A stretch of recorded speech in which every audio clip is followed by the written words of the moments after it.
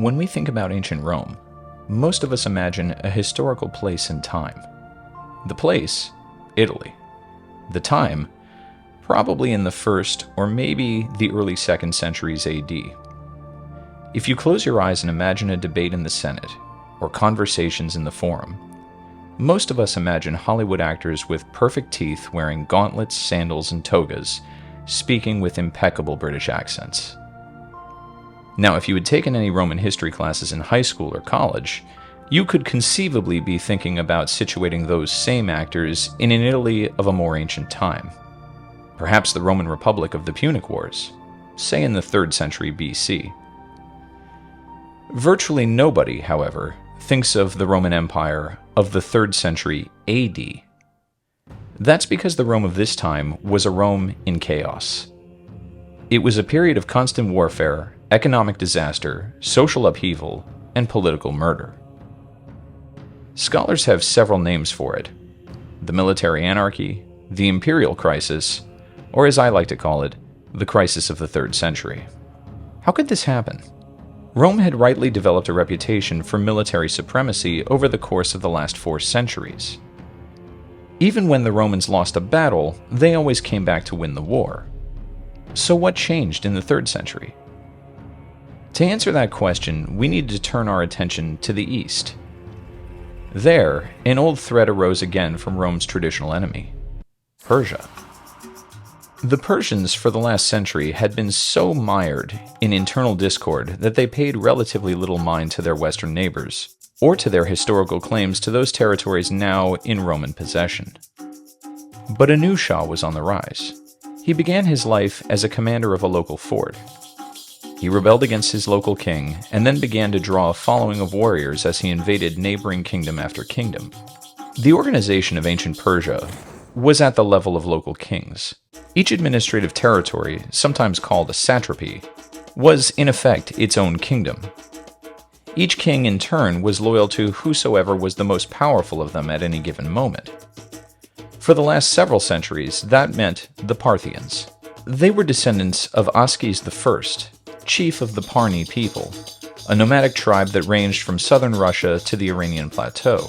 In the mid-3rd century BC, he was able to draw some of the kings over Persian lands to his own banner in a war against the current masters of Persia, the Macedonian Seleucid dynasty.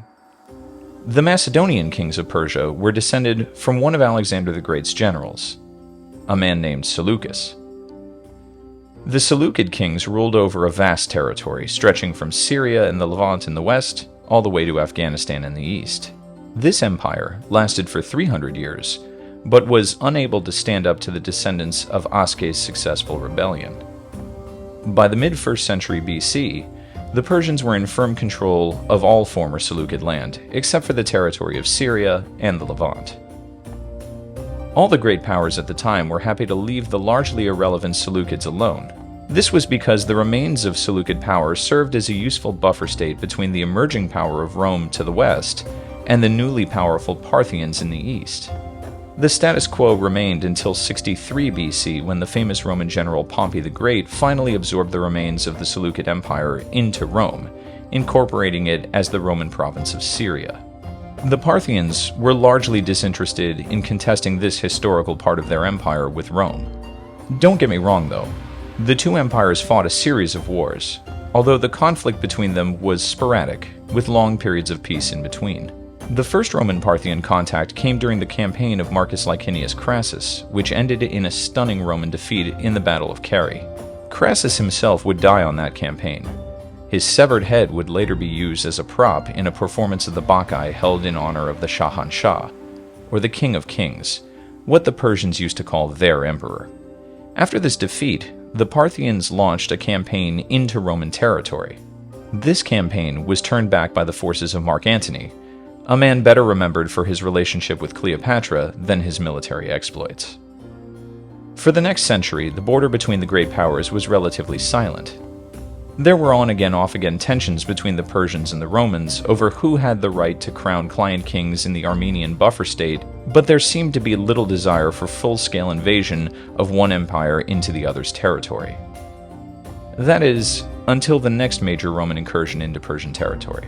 This was the Emperor Trajan's campaign to take Mesopotamia. That campaign was successful, with Trajan himself laying eyes on the Persian Gulf and lamenting that he was too old to prosecute his campaign to India like Alexander the Great once had. But he proved incapable of holding any of his newly acquired conquests. Sporadic attempts would be made in the following decades to incorporate Mesopotamia as a full-fledged Roman province, but none of these proved to be lasting efforts. By 235 AD, the Parthian Empire was in a state of severe decline. Central control over the Persian Empire had steadily slipped from the Shahanshah's hands. And this is where we find our young military commander named Ardashir. He directed his forces to rebel against the power of the Parthian court. Ardashir might have seen his own rise to power as something cosmically ordained. A form of Zoroastrianism popular at the time taught that all human events are cosmically predetermined. That could explain why, in a place as ancient as Persia, every passing dynasty's rise or fall sort of sound like the same story told over and over again.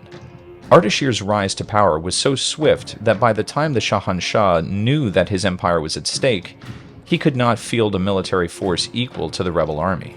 He was defeated in battle, and Ardashir was the new master of the Persian world. The new great king's court was styled as a revival of the historic Achaemenid dynasty, under whose leadership Persia reached its territorial greatest extent. Many of Achaemenid Persia's westernmost satrapies were located in what was currently the Roman Empire, and the new great king, in imitation of Darius and Cyrus, wanted it all back. To that effect, in 231 AD, Ardashir launched an invasion into Roman territory, taking back all of Mesopotamia and pressing into Syria and Cappadocia. This was the political situation unfolding just over Rome's easternmost border in the 3rd century. The Romans would need to respond robustly to Persia if they wanted to keep the eastern territories of Syria and Egypt intact. The Roman emperor tasked with overcoming this threat was Alexander Severus. He would have been 26 years old at the time, having spent the last 13 of them as emperor. Alexander was the youngest emperor to have ever worn the purple at this point in Roman history. He had come to the throne through the political scheming of his grandmother and his mother, which meant that when he was finally installed as emperor, both women acted as his closest advisors. As you might imagine, in the 3rd century AD, constantly running to your mother for advice on how best to run the government or military affairs was not a good look. After all, Persia was not the sole threat to Roman integrity. Just as Ardashir was consolidating his power, hordes of Germanic barbarians from across the Rhine and Danube borders threatened the future ability of Rome to rule over the largest productive agricultural province of Gaul, and gave the invaders a credible path into Italy itself. Alexander's response to these twin threats was to mount a Roman campaign into Persia to try and quash the threat that Ardashir posed. His aim was to strike at the heart of the Persian government by sacking their capital. The emperor divided his army into 3 parts. One part was to cross through Armenia and to strike the Persian capital from the east, while the other 2 parts were to follow the Tigris and Euphrates rivers respectively into Persia. Alexander presumably chose this strategy to better deal with the hordes of Persian horse archers he anticipated, hoping that by forcing the horde to divide itself to counter his 3 armies, they would be easily overrun. But it was not meant to be. Herodian tells us what happened next. Proireto garpasi tois stratois, huperarae stengain, katopos.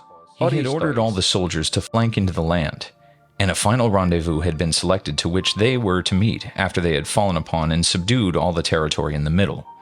But Alexander failed them.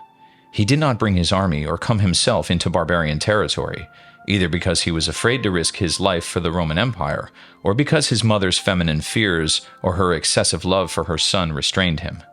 She used to blunt his impulse to courage by persuading him that it was necessary for others to risk their lives on his account, but that he should not personally fight in battle. It was this reluctance which led to the destruction of the advancing Roman army.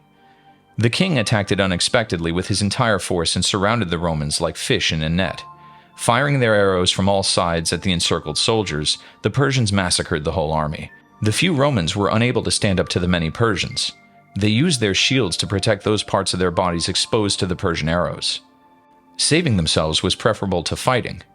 The Romans were driven into one spot where they made a wall of their shields and fought like an army under siege. Hit and wounded from every side, they held out bravely as long as they could, but in the end, all were killed. The Romans suffered a staggering disaster. It is not easy to recall another like it, one in which a great army was destroyed, an army inferior in strength and determination to none of the armies of old. The successful outcome of these important events encouraged the Persian king to anticipate better things in the future. Alexander appears to have taken the news badly and gave up on the initial plan to rendezvous his army with the other two forces. Instead, he made for Alexandria, hoping to regroup and reorganize for another attempt at Persia the following year. Much to his displeasure, while resting in the comfort of the city, messengers came from Illyria, not far from the northern border of the empire. They brought word of a terrible invasion of Germanic barbarians and begged the emperor for his help in dispatching the threat. A large percentage of his field army were recruited from Illyricum and the surrounding provinces. Naturally, his troops were eager to defend their homes and families, so Alexander made the journey north from Antioch to the Rhine border, ready to march across and deal out Roman justice to the barbarians.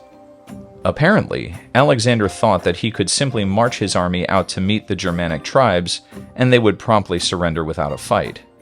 This plan did not work out. When the barbarians didn't immediately surrender, his mother advised Alexander to try bribery. She did have a point in attempting to bribe the Germans. The long-term threat to the wealthiest parts of the Roman Empire would always be Persia, as long as Ardashir was on the throne. The Germans, however, were still mostly a rabble. Now, if they should ever coalesce into an organized state, then that would be a different story altogether. But, for now, an indemnity to get them to leave would do just fine. The soldiers, however, didn't see it that way at all. They could not tolerate an emperor that imposed military discipline, but who was himself so inexperienced in the command of troops that he could not make a decision without his mother's help. They saw Alexander's conduct on the Persian campaign and blamed him for their losses. Now the sight of the emperor of the Romans paying off the very men who had so recently killed the families and destroyed the homes of the soldiers in his charge left the rank and file totally disillusioned with their commander. The story goes that at a meeting of his top generals, not far from the Rhine border, an argument broke out which escalated into the murder of Alexander and his mother. The troops spontaneously and unanimously acclaimed Maximinus the Thracian as their emperor. In another era of Roman history, Maximinus would be a young and charismatic Roman nobleman, perhaps with consular rank and at least some connection to Roman high society. But in the Roman army of his day, Maximinus was destined to be the first emperor in Roman history to be illiterate. In fact, he was entirely unsuited for the role of emperor. Maximinus began his life as a provincial shepherd and a leader of a group of local bandits before signing on to the Roman army.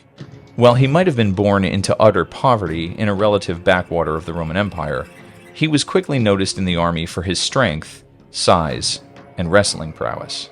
The Historia Augusta contains the following anecdote of Maximinus's initial rise to fame during the reign of Septimius Severus. Inotiscendi sub Severo, imperatore prima haec fuit causa. Natale getae fili minoris Severus militaris. This was the first cause of his becoming well known under Emperor Severus.